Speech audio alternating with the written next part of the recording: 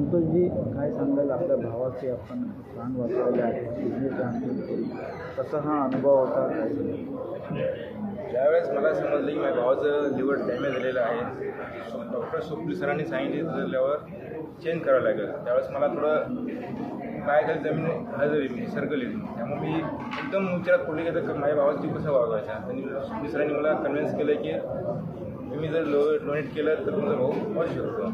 आणि खरंच असं मी उत्तर म्हणतो की त्यांनी लिव्हर ट्रान्सफर केल्यानंतर माझा भाऊ वाचलेला आहे आणि खूप खूप आनंदी आहे त्याच्यावर.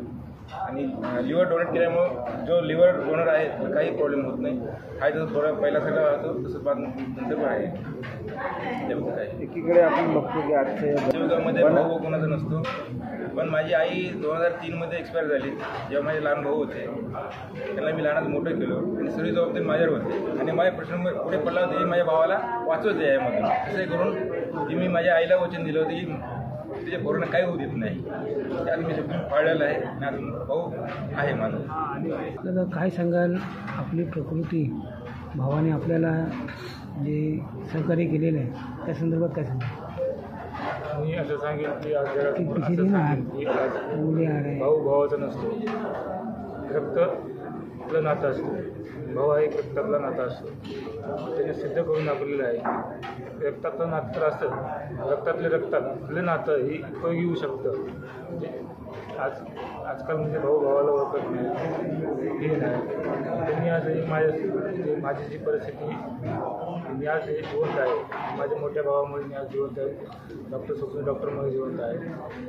त्यांनी पुढाकार घेतला की ज्यावेळेस मला कळलं आणि त्यालाही कळलं किंवा म्हणजे डॉक्टरने सांगितले की असं सांगितलेलं आहे आणि तुम्हाला डॉक्टरची आवश्यकता आहे.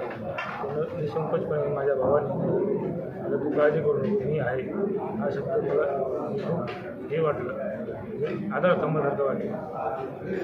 सांगण्याप्रमाणे म्हणजे की रक्तातले नाते आणि बाहेरचे नाते त्यांच्याबद्दल सांगायचं मला तर जास्त करून आज लिव्हर ट्रान्सप्लांटला माझे 7 महिने झालेले आहेत.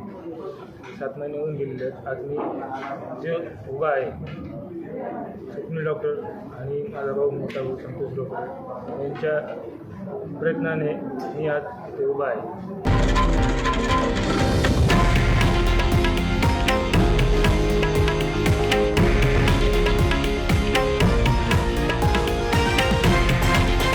हे आहे देशातील नंबर 1 न्यूज नेटवर्क आणि आपण पाहत आहात TV9 मराठी, एकमेव.